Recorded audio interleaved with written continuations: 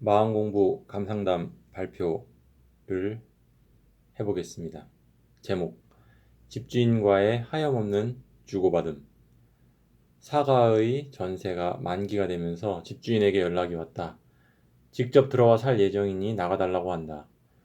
나는 임대차 3법에서 보장하는 계약갱신 청구권을 사용하고 싶었는데 집주인이 들어와 살 때는 그 권리가 무효가 되기 때문에 꼼짝없이 나가야 하는 상황이 되었다. 그런데 나의 상황은 나가는 것이 아니라 현재 살고 있는 집에 머물러야 하는 상황이다.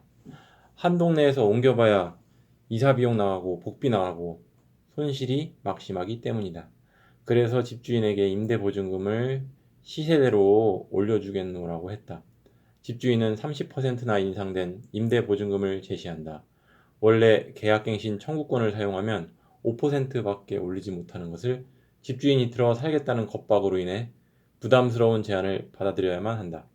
갑자기 집주인이 처음부터 임대보증금을 올릴 생각으로 들어와 살겠다고 하는 겁박을 했다는 생각이 들었다. 그러면서 내가 당했다는 생각이 든다. 당했다는 생각은 피해의식이다. 피해의식은 상대방에 대한 원망과 미움으로 이어진다. 아니, 자기의 이익을 위해서 뻔뻔하게 들어와 살겠다는 거짓말을 할 수가 있는가? 정말 너무하지 않은가? 집 없는 사람은 항상 이렇게 당해야만 하는가? 서러운 생각이 원망심과 버무려지고 있었다. 주변 동지들에게 많은 상담을 받았다. 집주인도 결국 자기의 경제 활동을 영위할 뿐이고 들어와 살려는 계획은 없지만 보증금 인상을 위해 거짓말을 할지 말지 여부는 철저하게 집주인의 양심의 판단 영역이라는 조언을 들었다. 그럼에도 얄미운 마음은 가시지 않는다.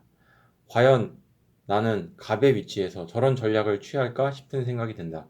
일단 생각으로는 그렇게 마음을 돌렸는데 임대보증금 마련하는 과정부터 이런저런 불편과 조바심과 애타는 과정을 겪을 때마다 샘솟는 미운 마음은 좀처럼 가시지 않는다.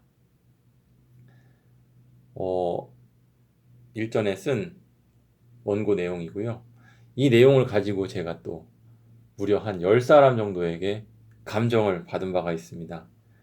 그 중에 상당 부분을 차지했고 저에게도 이렇게 공감을 이끌어냈던 내용은 뭐냐면 집주인은 자선사업가가 아니다.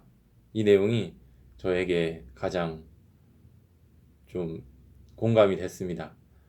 왜 상대방이 내 맘대로 안 해주나? 왜 나에게 뜻을 거슬려주는 방식으로 하나? 그리고 그것이 내 기준에서 정의롭지 못하다라는 것에 대해서 제가 굉장히 좀 불편한 마음, 그런 것을 가지고 있었는데 그것은 제가 정한 것이지 사실은 집주인 입장에서는 너무너무 당연하고, 그리고 더 나아가서는 저 생각해준다고 약간 본인 딴에는 새하얀 거짓말을 했을 수도 있겠다, 이런 생각을 해보았습니다.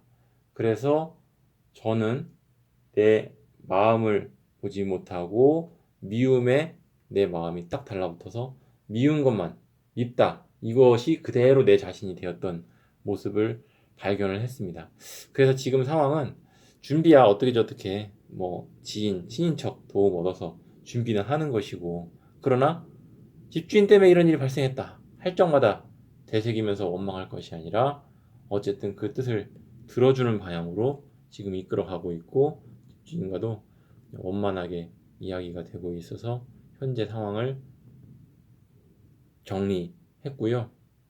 이걸 통해서 나의 어떤 내면에 있는 어떤